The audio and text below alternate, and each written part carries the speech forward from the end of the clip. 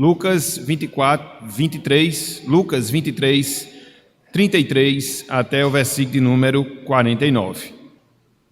Quando chegaram ao lugar chamado Calvário, ali o crucificaram, bem como aos malfeitores, um à direita, outro à esquerda. Contudo, Jesus dizia: Pai, perdoa-lhes, porque não sabem o que fazem. Então, repartindo as vestes dele, lançaram sortes. O povo estava ali e a tudo observava. Também as autoridades zombavam e diziam: salvou os outros e a si mesmo se salve, se é de fato o Cristo de Deus, o escolhido. Igualmente os soldados o escarneciam e, aproximando-se, trouxeram-lhe vinagre, dizendo: se tu és o rei dos judeus, salva-te a ti mesmo. Também sobre ele estava esta epígrafe em letras gregas, romanas e hebraicas: este é o rei dos judeus. Um dos malfeitores crucificados blasfemava contra ele, dizendo: não és tu o Cristo? Salva-te a ti mesmo e a nós também. Respondendo-lhe, porém, o outro repreendeu, dizendo: nem ao menos temes a Deus, estando sob igual sentença? Nós, na verdade, com justiça, porque recebemos o castigo que os nossos atos merecem, mas este nenhum mal fez. E acrescentou: Jesus, lembra-te de mim quando vieres no teu reino. Jesus lhe respondeu: em verdade te digo que hoje estarás comigo no paraíso. Já era quase a hora sexta, e, escurecendo-se o sol, houve trevas sobre toda a terra até a hora nona, e rasgou-se pelo meio o véu do santuário. Então Jesus clamou em alta voz: Pai, nas tuas mãos entrego o meu espírito. E dito isto, expirou. Vendo o centurião o que tinha acontecido, deu glória a Deus, dizendo: verdadeiramente este homem era justo. E todas as multidões reunidas para este espetáculo, vendo o que havia acontecido, retiraram-se a lamentar, batendo nos peitos. Entretanto, todos os conhecidos de Jesus e as mulheres que o tinham seguido desde a Galileia permaneceram a contemplar de longe estas coisas. Até o versículo de número 49. Que o Senhor nos abençoe e que Ele esteja aplicando a porção lida da sua santa e bendita palavra. Amém. Meus irmãos, meus amigos, lá na primeira carta que o apóstolo Paulo escreveu aos irmãos da igreja em Corinto, 1 aos Coríntios, capítulo 1, versículo 18, Paulo, ele assim escreve, Paulo, ele assim se expressa para aqueles irmãos e, consequentemente, para cada um de nós que lemos a palavra de Deus nos nossos dias. Abro aspas para Paulo, 1 aos Coríntios, capítulo 1, versículo 18. Certamente, a palavra da cruz é loucura para os que se perdem, mas para nós, os que somos salvos, poder, literalmente falando, a dinamite de Deus. Essas palavras que Paulo profere aqui em 1 aos Coríntios, capítulo 1, versículo 18, elas afirmam, meus irmãos, elas afirmam, meus amigos, a eficácia do Evangelho, a eficácia das boas novas de Deus, que em Cristo nós temos e temos salvação. É interessante porque o Evangelho, ele tem esse poder, o Evangelho, ele tem essa eficácia, porque dentro da sua mensagem, no seu conteúdo, nós vemos a pregação de Cristo e este crucificado. Nós vemos a pregação de Cristo e ele dando a sua vida lá no Calvário, a fim de que assim, de fato, nós pudéssemos desfrutar da sua salvação. É por isso que, no dizer de Paulo, o Evangelho verdadeiramente, ele é o poder, a dinamite de Deus para a salvação. Nos tempos do apóstolo Paulo, meus irmãos, meus amigos, falar da mensagem do Evangelho era algo ofensivo, vamos assim dizer. Por quê? No mundo no qual o apóstolo Paulo vivia, ele era influenciado não só pela cultura, mas o mundo, nos tempos do apóstolo Paulo, ele era influenciado pelo pensamento dos gregos, o pensamento do povo grego, que não via com bons olhos o fato de que alguém numa cruz proporcionar a salvação de outras pessoas. Por isso os gregos ridicularizavam, por isso os gregos menosprezavam a mensagem do evangelho da cruz. Hoje, meus irmãos, hoje, meus amigos, a realidade ela não mudou muito pelo contrário, infelizmente permanece a necessidade de nós estarmos afirmando, de nós estarmos reafirmando a mesma eficácia desse evangelho. Que evangelho? O evangelho da cruz. Infelizmente, nós vivemos em um mundo, num contexto, em uma realidade marcada pelo o humanismo, onde são muitos aqueles que desprezam o Calvário, onde são muitos aqueles que desprezam os sacrifícios que Cristo ele realizou por nós ali na cruz. Por isso, meus irmãos, por isso, minhas irmãs, nós precisamos retornar. Sim, nós precisamos voltar e contemplar a cruz de Cristo, considerando alguns detalhes desse evento, considerando algumas verdades desse grande episódio que explica sim a nossa salvação. Essa passagem que nós acabamos de ler, Lucas capítulo 23, versículo 23 até o versículo de número 49, é uma das 4 passagens dos evangelhos que tratam daquilo que nós chamamos de paixão de Cristo. Como acontece com os demais registros da paixão de Cristo, quer seja no evangelho de Mateus, quer seja no evangelho de Marcos, quer seja no evangelho de João, Cristo aqui, ele é descrito por Lucas nos seus sofrimentos. Sofrimentos que Cristo padeceu para poder redimir o seu povo escolhido. Então, meus irmãos, meus amigos, na noite de hoje, com base aqui nesse texto, com base aqui nessa passagem, eu queria que nós considerássemos alguns aspectos diretamente relacionados à paixão de Jesus Cristo. Alguns aspectos diretamente relacionados aos seus sofrimentos lá na cruz. Alguns aspectos diretamente relacionados a tudo aquilo que Cristo vivenciou no Calvário. Basicamente, eu queria trabalhar 3 pontos na nossa mensagem na noite de hoje. Em primeiro lugar, eu queria que nós considerássemos as condições de Cristo lá no Calvário.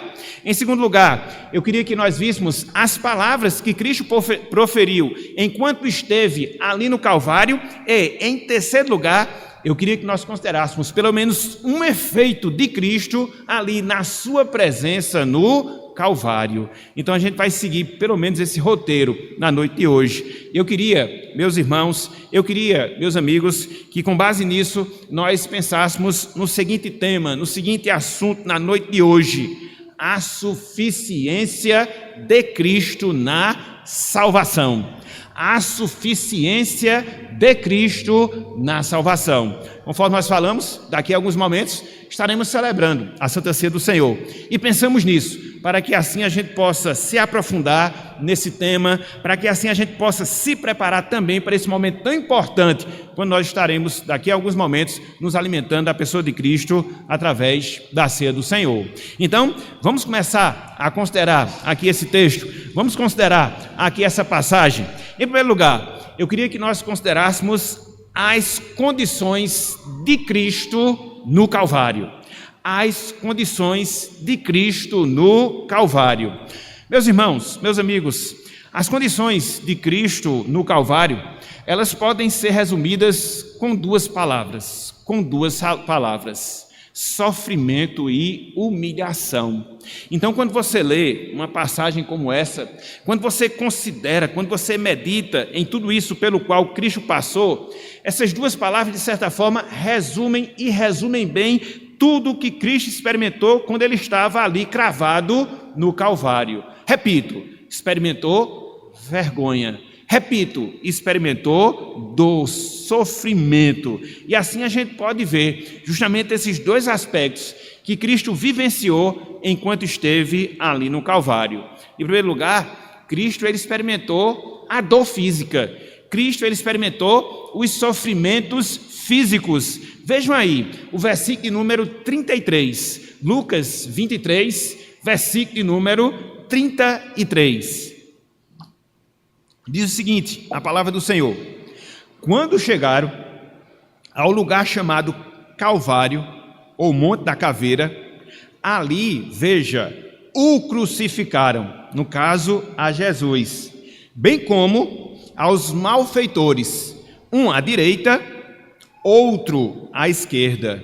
Meus irmãos, Lucas aqui, ele descreve a pena, a punição que foi imposta a Jesus Cristo. Que pena foi? Que punição foi? A punição da crucificação. Ela aconteceu fora da cidade de Jerusalém, num lugar chamado Monte Caveira ou Calvário, vamos assim dizer. Esse tipo de punição, ou seja, a crucificação, gerava, meus irmãos, meus amigos, um intenso sofrimento, uma intensa dor física, e as pessoas, literalmente falando, sentiam na pele quando elas eram penalizadas com esse tipo de sentença. Todo apenado por crucificação, ele sentia na pele muita dor, extrema dor, muito sofrimento, extremo sofrimento. Em primeiro lugar, por causa das câimbras que se sentia pelo fato de você estar com o seu corpo dobrado. Como consequência, uma intensa dor de cabeça por causa dessa mesma posição na qual você ficava. E aí, em virtude dos cravos, a vida ela ia se esvaindo de maneira bem lenta, de maneira bem dolorosa. Nós podemos dizer que uma pessoa que era crucificada, ela experimentava um inferno na terra. Foi justamente isso que aconteceu com Jesus Cristo. Então, as condições de Cristo na cruz: sofrimento. Que tipo de sofrimento? Sofrimento físico. Mas não só isso. A gente percebe um segundo aspecto dos sofrimentos pelos quais Cristo passou dentro daquelas condições contrárias quando ele estava ali crucificado no Calvário. Se por um lado, conforme nós acabamos de ver, ele sentiu essas dores, esses sofrimentos físicos, por outro lado, meus irmãos, meus amigos, Cristo também padeceu de sofrimentos, de dores psicológicas. Por quê? Por causa dos escárnios.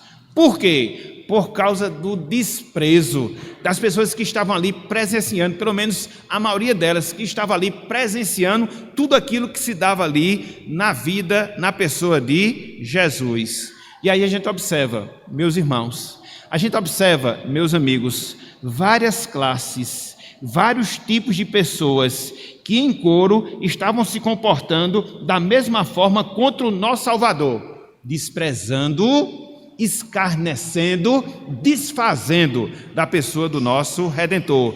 Em primeiro lugar, a gente observa as autoridades religiosas do tempo, da época de Jesus Cristo, fazendo pouco caso dele. Veja aí, versículo de número 35, Lucas 23, versículo 35. Veja o que diz aqui a palavra do Senhor. O povo estava ali e a tudo observava. Complementa Lucas, também as autoridades, entenda-se, as autoridades religiosas faziam o que contra Jesus? Diz o texto, zombavam e diziam: salvou os outros, assim mesmo se salve, se é de fato o Cristo de Deus, o escolhido. Veja, meus irmãos, observe, meus amigos, na verdade, pasmem diante disso, né? As autoridades religiosas, aquelas pessoas que conheciam a lei, aquelas pessoas que interpretavam a lei, aquelas pessoas que tinham conhecimento completo em relação ao Messias que Deus enviaria para salvar o seu povo, estas mesmas desfazem de Jesus Cristo. Aquelas que deveriam louvá-lo, aquelas que deveriam reconhecê-lo, aquelas que deveriam de fato proclamá-lo como o Rei dos judeus, como o Rei do seu povo, como o Salvador do povo de Deus, eles estão ridicularizando, desfazendo, humilhando a pessoa do nosso Salvador. Mas não ficou nas autoridades religiosas, não. Os próprios soldados que prenderam Jesus Cristo, os próprios soldados que foram responsáveis pela sua crucificação, se não bastasse o fato deles estarem ali fazendo Cristo sofrer com tudo aquilo que eles fizeram, cravando o nosso Salvador no Calvário, também eles ridicularizam da pessoa do nosso Salvador. Veja aí, o versículo de número 36. Diz o texto, Lucas 23, versículo de número 36. Igualmente, os soldados faziam o que com Jesus? O escarneciam e, aproximando-se, trouxeram-lhe vinagre, dizendo, versículo 37, se tu és o rei dos judeus, salva-te a ti mesmo. Esses soldados aqui, meus irmãos, meus amigos, eram soldados romanos, possivelmente pessoas pagãs, possivelmente pessoas mundanas, cuja moral era questionável. E veja que é dos lábios de pessoas assim que sai esse tipo de escarnecimento contra o nosso Salvador, o santo, o puro, o imaculado. Veja que contradição. Então, observe, as autoridades religiosas escarnecem do nosso Salvador. Veja, os soldados, eles também humilham o nosso Redentor, mas não só isso. O próprio Império Romano em si, como instituição, faz também a mesma coisa. Veja aí, o versículo de número 38. O versículo de número 38 diz o seguinte: também sobre ele, no caso sobre Jesus, estava esta epígrafe em letras gregas, romanas e hebraicas: este é o rei dos judeus. E aqui não um elogio, aqui um escárnio. Era uma verdade sim, mas feita, dita, colocada de maneira vexatória. Então, quem foi o autor dessas palavras? O governador Pôncio Pilatos, representante do Império Romano, ali na região da Palestina. Então, a humilhação também vem das autoridades civis. Então, são as autoridades religiosas, então, são os soldados, então, são as autoridades civis. Se não bastasse, em outro lugar, os próprios condenados com Jesus Cristo, eles também têm essa mesma atitude, essa mesma postura, pelo menos um deles, de maneira especial, em desprezar o nosso Salvador. Veja aí, o versículo número 39, o versículo número 39. Um dos malfeitores crucificados blasfemava contra ele, contra Jesus, dizendo: não és tu o Cristo? Salva-te a ti mesmo e a nós também. Então, esse homem, ele era um ladrão. Ele estava ali porque tinha roubado. Se você for ler lá no Evangelho de Marcos, capítulo 15, versículo 27, eu não vou ler aqui por causa do tempo, você vai confirmar isso que eu estou dizendo a vocês. Então, era alguém de uma péssima, mas de uma péssima reputação mesmo. Mas mesmo assim, ele desdenha. Mesmo assim, ele duvida. Mesmo assim, ele humilha. Mesmo assim, ele escarnece da pessoa do nosso Salvador. Então, tudo isso, meus irmãos, tudo isso, meus amigos, nos mostra os sofrimentos, sejam físicos, os sofrimentos, sejam psicológicos, sobretudo através das humilhações que se fizeram presentes nos instantes finais da vida terrena do nosso Salvador. Quando ele estava lá no Calvário, quando ele estava lá no Monte da Caveira. Era uma condição de dor, sim. Era uma condição de humilhação, sim. Então, isso veio lá, enquanto Cristo esteve na cruz. Isto veio das pessoas que estavam ali envolvidas naquele processo, sejam funcionários públicos, autoridades religiosas, autoridades civis e até mesmo um condenado vil, se acha no direito de insultar a pessoa do nosso Salvador. E tudo isso, meus irmãos, tudo isso, minhas irmãs, nos conduz pelo menos a uma verdade, pelo menos a uma lição que serve de aplicação para nós. Ou seja, meu irmão, minha irmã, aprenda uma verdade, aprenda uma lição. Muitas vezes, o cumprimento da vontade de Deus para as nossas vidas ou em nossas vidas nos leva para o caminho do sofrimento. Em outras palavras, cumprir o propósito de Deus, cumprir a vontade de Deus no nosso viver, nos leva inevitavelmente ao caminho da dor, nos leva inevitavelmente ao caminho do sofrimento. Veja que aqui você acaba encontrando uma contradição, um paradoxo em relação àquilo que a gente vê hoje, muitas vezes intitulado de Evangelho. Uma palavra triunfalista, vitoriosa, mas isso, meus irmãos, minhas irmãs, não combina, não condiz, não corresponde com aquilo que a gente vê no evangelho da cruz, o evangelho da dor, o evangelho do sofrimento, porque foi por esse caminho que o nosso Redentor passou, a fim de quê? A fim de cumprir a vontade de Deus em relação às nossas vidas. Então, não esperemos, meus irmãos, não esperemos, minhas irmãs, outra coisa para a nossa vida. Quanto mais você dispor o seu coração, quanto mais você assumir o compromisso de ser fiel a Deus, de poder buscá-lo na sua palavra, de poder se consagrar a Ele, pode esperar uma coisa: rejeição. Pode esperar uma coisa: dor. Pode esperar uma coisa: sofrimento. Talvez você escute isso que eu estou falando e fique a pensar, mas grande estímulo o pastor está me dando na noite de hoje. De fato é um estímulo, porque essa é a realidade que nós não devemos fugir. Mas graças a Deus que o nosso Salvador venceu. Graças a Deus que o nosso Salvador passou sim pelo caminho do sofrimento, mas aquilo antecedeu a glória e um triunfo que se deu na sua vida. E vai acontecer também conosco, meus irmãos. Vai acontecer conosco, minhas irmãs. Sofremos sim por causa de Cristo. É doloroso sim servir a Cristo, mas isso é uma preparação do triunfo celestial que cada um de nós, quando sofremos por Jesus, iremos experimentar quando nós chegarmos na eternidade. É só questão de tempo e está chegando. É só questão de tempo e está se aproximando. Cada dia que a gente vence é um a menos na contagem divina, para que a gente possa, de fato, experimentar da glória divina na nossa vida para todo sempre. Então, em primeiro lugar, o que é que a gente vê? Em primeiro lugar, a gente vê as condições de Cristo no Calvário. Mas não só isso. Olhando aqui para esse texto, olhando aqui para essa passagem, a gente observa as palavras proferidas por Cristo. Aonde? Lá no Calvário. As palavras proferidas por Cristo no Calvário. Quando a gente soma as 4 narrativas da paixão de Cristo nos 4 evangelhos, Evangelho de Mateus, Evangelho de Marcos, Evangelho de Lucas, o Evangelho de João, a gente vai encontrar, meus irmãos, meus amigos, 7 frases que Cristo proferiu enquanto esteve ali no Calvário. 3 dessas frases nós encontramos aqui, registradas no Evangelho de Lucas. Essas frases que Lucas aqui registra, que foram palavras que Cristo proferiu, enquanto esteve ali no Calvário, naquele lugar de dor, naquele lugar de sofrimento, naquele lugar de humilhação, elas são, meus irmãos, elas são, meus amigos, de um significado todo especial para cada um de nós.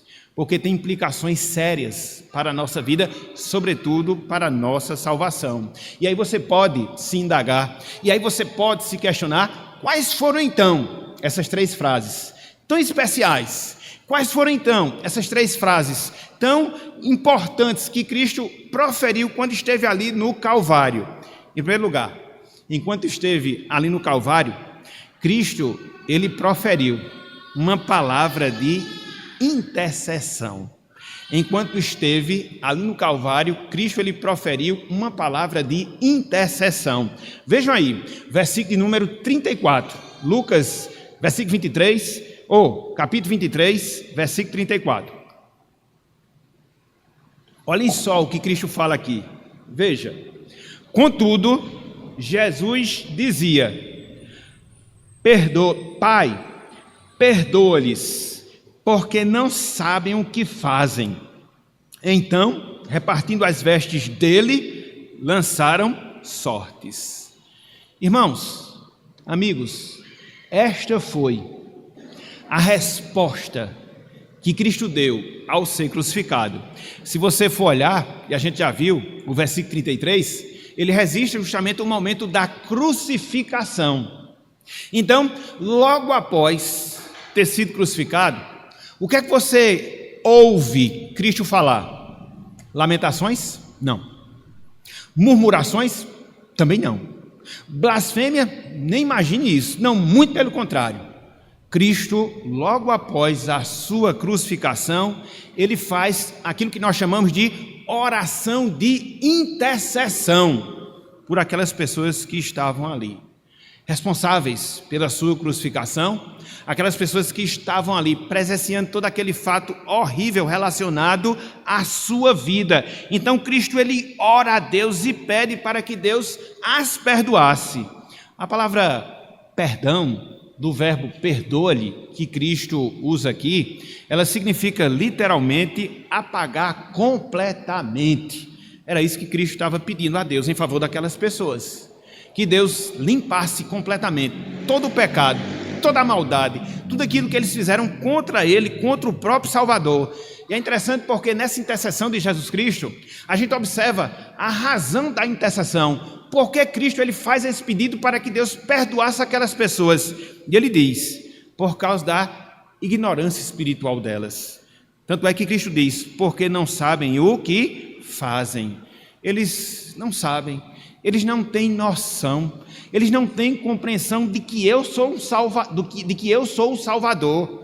Estão me tratando como marginal, estão caçoando, estão me ridicularizando, mas de fato eu sou o Salvador. Eles não entendem isso. Então Cristo ele dá uma palavra de intercessão.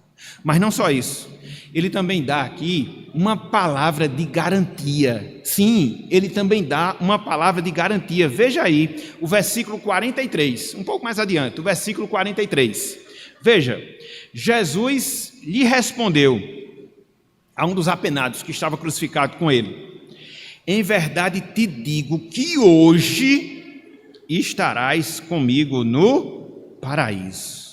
Aqui, meus irmãos, aqui, meus amigos, a gente vê a resposta ao pedido que um dos malfeitores fez a Jesus. A gente vai considerar com mais detalhe esse diálogo que Cristo tem no terceiro ponto da nossa mensagem. Mas aqui a gente deve se concentrar na declaração salvadora que Cristo faz àquele apenado.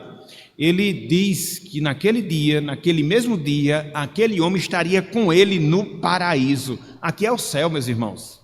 Aqui é o céu, meus amigos, propriamente dito. É um lugar de bem-aventurança. E é interessante que Cristo garante que essa bendita realidade se daria na vida daquele homem. E é interessante porque quando Cristo ele dá essa garantia, ele diz que ele mesmo, Cristo, estaria com aquele homem lá no céu. Na verdade, meus irmãos, na verdade, meus amigos, o céu só é céu porque Cristo vai estar lá. Porque se Cristo não estivesse lá, o céu não seria céu. Mas o céu só é céu porque Cristo está lá. E é essa garantia que Cristo dá àquele homem. Hoje mesmo estarás comigo num paraíso. Não é uma incerteza, não é uma possibilidade. Isso é uma coisa mais certa que vai acontecer. Hoje mesmo estarás comigo no paraíso. Então Cristo ele profere uma palavra de intercessão. Cristo ele profere uma palavra de garantia. Mas não só isso. Cristo também profere uma palavra de confiança. Cristo também profere uma palavra de confiança. Veja aí o versículo 46. Acompanhe, por favor, conosco. O versículo 46 diz o seguinte: então, isso aqui Cristo falando com o Pai, Jesus clamou em alta voz: Pai, nas tuas mãos entrego o meu espírito. E dito isto, expirou, ou seja, morreu. Se você voltar ao versículo 45, você vai ver que o véu do santuário acabara de ser rasgado. O livre acesso a Deus havia sido liberado. Cristo tinha cumprido tudo aquilo que Deus havia determinado para ele. Depois disso, o que foi que Cristo fez? Ele descansou. Descansou da sua obra redentora. Descansou da sua obra salvadora. E ele faz isso entregando a sua vida ao Pai, descansando nas suas mãos. Observe, meus irmãos, observe, meus amigos, que Cristo ele se dirige a Deus como Pai, como alguém que ele tinha comunhão, como alguém que ele tinha intimidade, como alguém que ele tinha familiaridade. Não era alguém estranho a Jesus, não. E ele tem plena consciência que, uma vez que ele estava fazendo a vontade de Deus e que estava morrendo por fazer a vontade de Deus, ato contínuo, ele estaria na presença de Deus. Nada nem ninguém lhe impediria ou ia lhe impedir de desfrutar dessa bendita realidade. Então, você vê essa palavra aqui de confiança. você vê essa palavra de garantia, você vê essa palavra intercessória de Jesus Cristo, e quando você soma todas essas palavras, qual é a conclusão em termos de lição que fica para cada um de nós? Meu irmão, minha irmã, tenha certeza, tenha convicção, tenha certeza, tenha convicção da sua salvação. Sabe por quê? Porque quem garantiu foi esse Cristo aqui, que pronunciou essa palavra de intercessão, que pronunciou essa palavra de confiança, que pronunciou essa palavra de garantia a um dos apenados que estava com ele ali crucificado.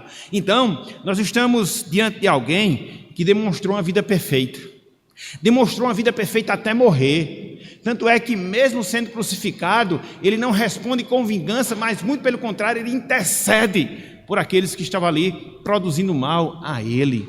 Você vê que mesmo crucificado, Cristo está garantindo ali a salvação, ele não pode mentir. Você vai ver que mesmo crucificado, Cristo estava ali confiando naquilo que se daria na sua vida. Então, meu irmão, então minha irmã, como é que nós podemos duvidar da certeza da nossa salvação?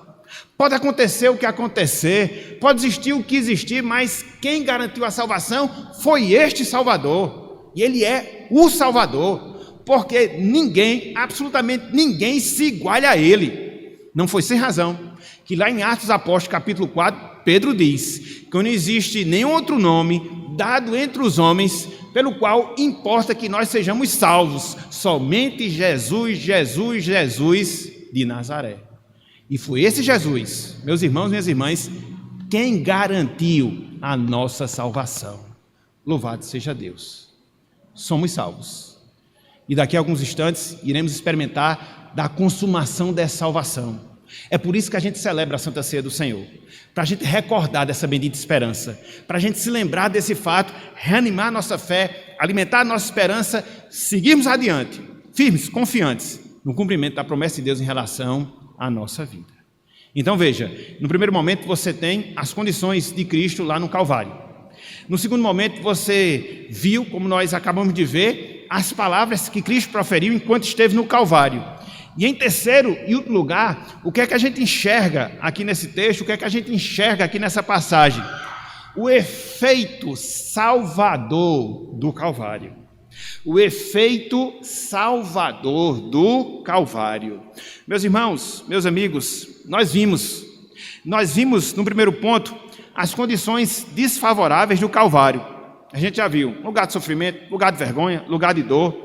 Foi o lugar onde Cristo experimentou o desprezo. Não só o desprezo humano, mas também o desprezo de Deus.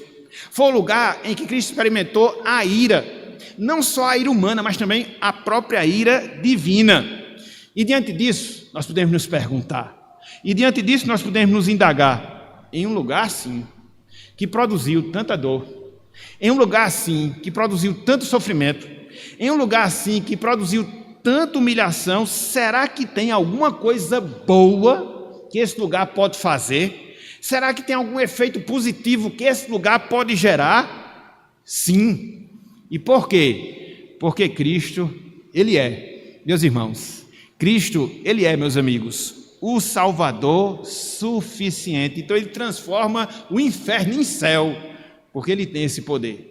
Ele tem essa capacidade, somente Ele tem esse poder, somente Ele tem essa capacidade.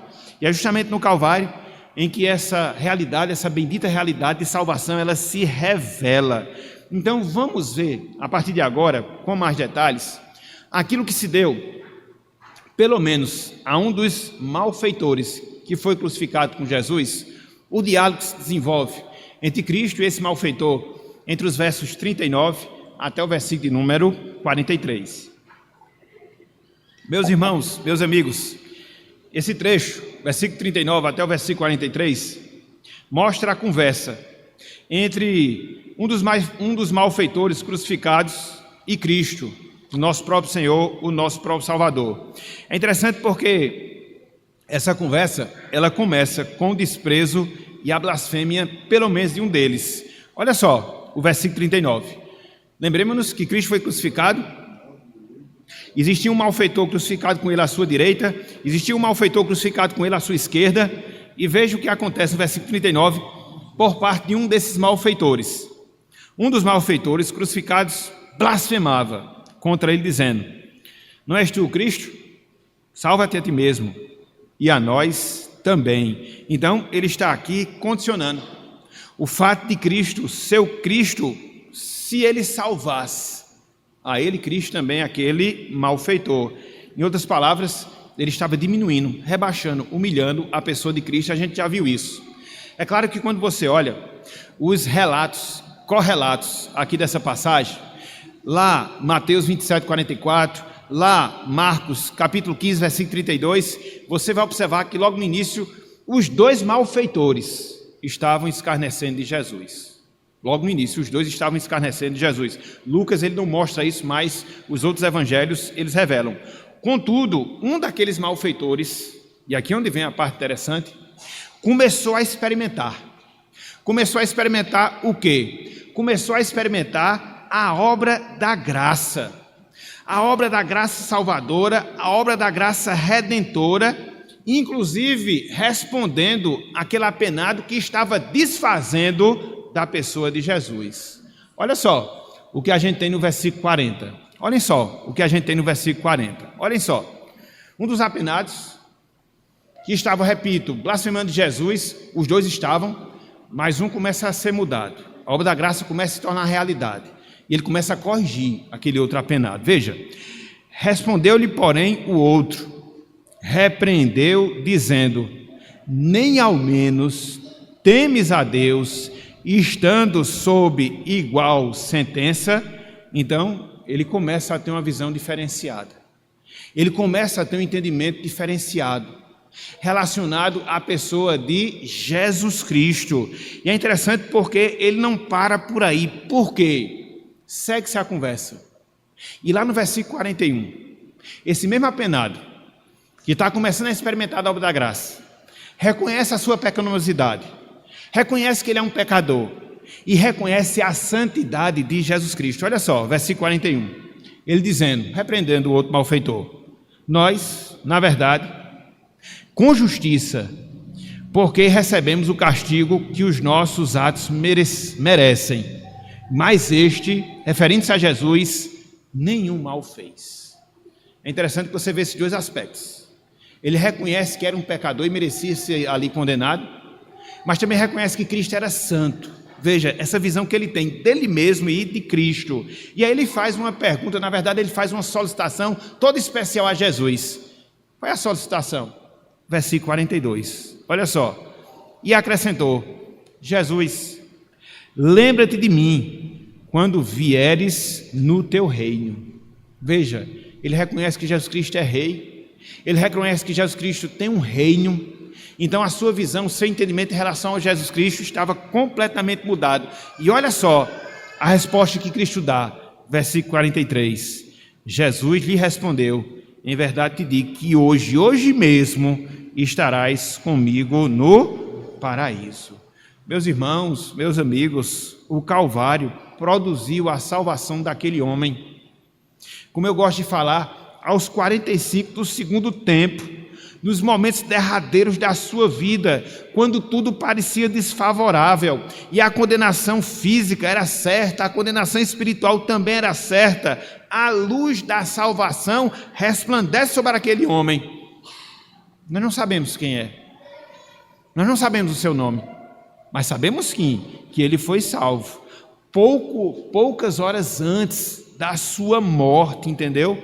Então, não importa a nossa condição, não importa se nós estamos próximos da morte, não importa o nosso nível de conhecimento em termos bíblicos, que aquele homem não tinha um conhecimento tão aprofundado em termos de Bíblia, não importa, mas se nós nos voltamos para Jesus Cristo, se nós reconhecemos os nossos pecados, se nós reconhecemos a santidade de Jesus Cristo, a salvação será uma realidade inevitável nas nossas vidas. Por quê, meus irmãos?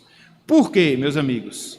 Porque Cristo, ele é o nosso Salvador suficiente, que tem poder, que tem eficácia, que tem a capacidade de salvar a todo e qualquer pecador.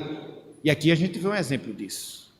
Um ladrão que passou toda a sua vida no pecado, alguém que não era uma pessoa religiosa, que não tinha um conhecimento bíblico tão aprofundado, alguém que estava prestes a partir desta vida sem a salvação, mas nos momentos finais da sua vida, ela reconhece o seu pecado, ela reconhece a santidade de Jesus Cristo, ela se volta para o Salvador, e ali na cruz, ela é eternamente salva. Louvado seja Deus. E isso, meu amigo, e isso, minha amiga, serve de uma lição, mas uma lição muito importante, mas uma lição importantíssima para você, cada um que ainda não se voltou para Cristo. Ou seja, não importa, meu amigo, não importa, minha amiga, a sua condição, não importa. Cristo é a única esperança de salvação. Cristo, ele é a única esperança de salvação. Às vezes, as pessoas se sentem desmotivadas a buscar Jesus Cristo. Muitas vezes elas temem por aquilo que fizeram, elas temem por aquilo que deixaram de fazer ao longo da sua vida, de não ter buscado a Deus, de ter vivido uma vida longe da vontade do Senhor. E às vezes as pessoas, por causa disso, elas chegam à conclusão, uma equivocada conclusão: não tem mais jeito para mim, não tem mais jeito para mim. Mas tem. É justamente por causa disso que o Evangelho, ele se constitui nas boas novas de salvação, boas novas de esperança. E por que o Evangelho, ele se constitui nessas boas novas de salvação? Porque Cristo, meu amigo, minha amiga, ele é o Salvador suficiente. Agora ele requer que você faça esse reconhecimento. Ele requer que você possa compreender a sua pecaminosidade, a sua fragilidade, a sua iniquidade, você se olhar para si mesma e de fato compreender que você é uma pessoa pecadora e que você carece da graça do Senhor. Ato contínuo, ele requer que você possa contemplá-lo na sua santidade, contemplá-lo na sua justiça, na sua graça, na sua bondade, e se voltar para ele clamando e confessando como seu Senhor, como seu Salvador. Parece simples, né? Em termos humanos, sim, é. Mas é simples porque Cristo já fez isso. Ele já abriu o caminho, ele já abriu a porta que nos conduz a Deus. Agora requer que cada um daqueles que querem experimentar dessa salvação, repito, se humilhem, se prostrem, reconheçam a sua divindade, reconheçam a sua santidade, clamem por ele, porque assim como aconteceu com um daqueles apenados, Cristo também vai dizer a você, caso você vá partir para a eternidade hoje mesmo estarás comigo no paraíso. Se não, no dia que você for, seja pela morte, seja pelo retorno de Jesus Cristo, você também estará com ele, com Cristo, para todo sempre. Então, meu amigo, então minha amiga, não só aqueles que nos ouvem, que nos escutam aqui na noite de hoje, mas aqueles que nos acompanham pela internet, que vocês possam ter essa verdade bem cristalizada no seu coração. E que a partir dela, vocês possam se motivar a buscar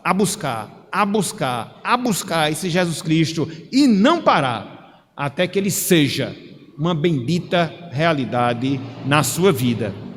Faça isso, porque no dizer de Paulo, o Evangelho, a cruz de Cristo, ele é o poder de Deus para a salvação de todo aquele que crê. O Evangelho da cruz, ele é o poder de Deus para nós que somos salvos, e pode ser também para você, para que você possa também experimentar dessa mesma salvação em Cristo Jesus. Então, meus irmãos, meus amigos, que Deus nos abençoe e que Ele esteja internalizando, aplicando a mensagem da sua palavra em nossos corações, em nome de Jesus Cristo. Amém.